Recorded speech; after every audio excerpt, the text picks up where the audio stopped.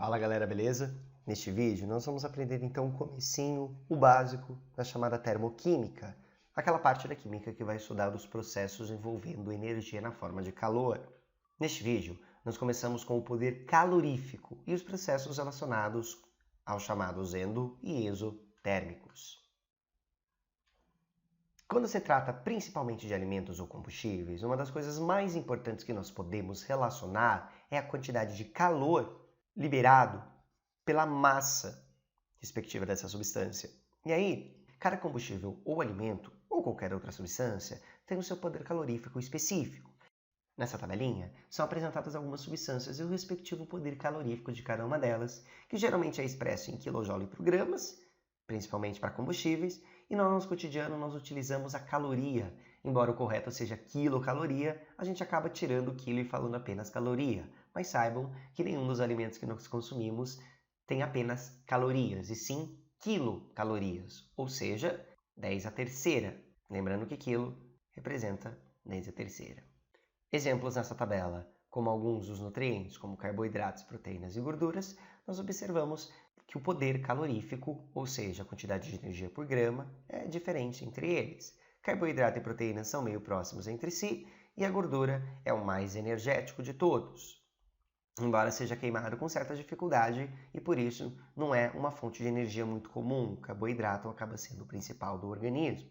Em termos de quilojoule, lembrando que uma caloria é igual a 4,18 joules, nós temos então o poder calorífico por quilojoule por grama de 17, aproximadamente 21 e cerca de 38.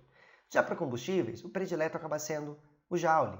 E aí nós observamos que etanol e gasolina têm diferenças maiores entre si. Por isso que a gasolina acaba rendendo mais, ela também libera mais energia. Já em quilocaloria por grama, nós temos aproximadamente 6 e aproximadamente 9,5 quilocalorias por grama. Veja que a gasolina libera uma energia parecidinha aí com as gorduras. Isso é interessante. Quem dera pudéssemos utilizar gordura como combustível, né? Quando falamos de calor dentro da química, duas palavrinhas extremamente importantes são os processos relacionados endo e exo. Todos eles estão relacionados à troca de calor entre essas substâncias. A gente jamais vai conseguir determinar qual é a energia de um determinado corpo na forma de calor. Eu não sei se é 1, 2, 3, 4 ou 5, mas eu sei a quantidade trocada. E é por isso que nós só podemos avaliar processos. Eu vou comentar um pouquinho disso na outra aula a respeito de entalpia. Mas saibam, processos exo e endotérmicos são opostos.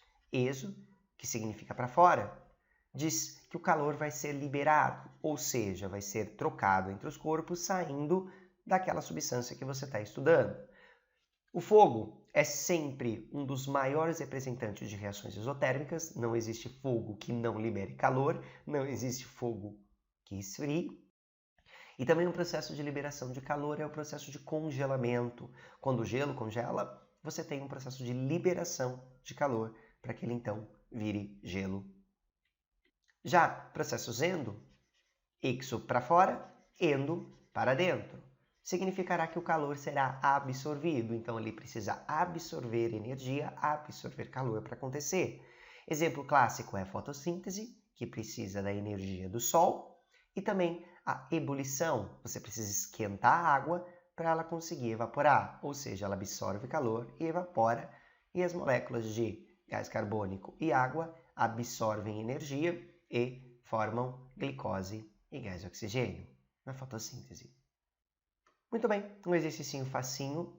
Biodigestor é uma espécie de câmara isolada que possibilita a transformação e aproveitamento de certos detritos orgânicos para a geração de gás e adubo, conhecidos como biogás e biofertilizante.